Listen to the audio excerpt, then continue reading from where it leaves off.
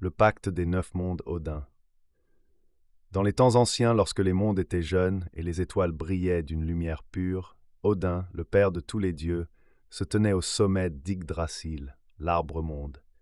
Ses yeux perçaient les voiles de l'univers, scrutant les 9 mondes qui s'étendaient à ses pieds.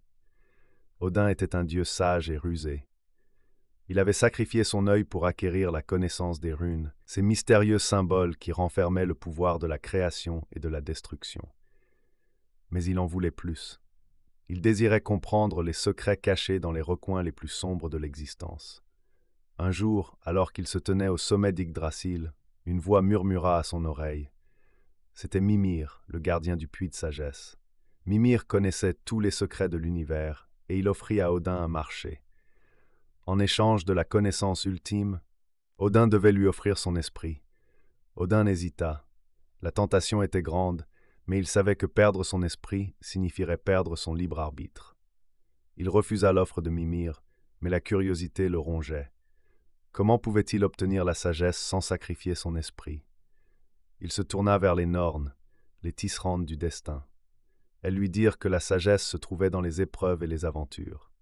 Odin décida alors de parcourir les 9 mondes, de défier les géants, de converser avec les esprits et de chercher la connaissance cachée. Il chevaucha Sleipnir, son fidèle destrier à 8 pattes, à travers les forêts sombres de Jotunheim où les géants de glace le défiaient. Il plongea dans les profondeurs de Niflheim, le monde de la glace, où il découvrit les secrets de la création. Il escalada les montagnes de Muspelheim, le royaume du feu, où il apprit les mystères de la destruction. Partout où il allait, Odin laissait sa marque. Il gravait des runes sur les arbres, les rochers et les étoiles. Il apprenait des esprits des rivières et des montagnes. Il se battait contre les monstres et les démons, gagnant en sagesse à chaque victoire. Finalement, après des siècles d'aventures, Odin revint à Yggdrasil. Il avait acquis une connaissance incommensurable, mais il avait aussi perdu une partie de lui-même. Son esprit était fragmenté, dispersé dans les 9 mondes. Cependant, il avait appris une dernière leçon. La sagesse ne se trouve pas dans la possession, mais dans la quête. Il avait choisi la voie de l'aventure, et cela avait forgé son destin. Ainsi, Odin devint le gardien des runes, le maître des mystères.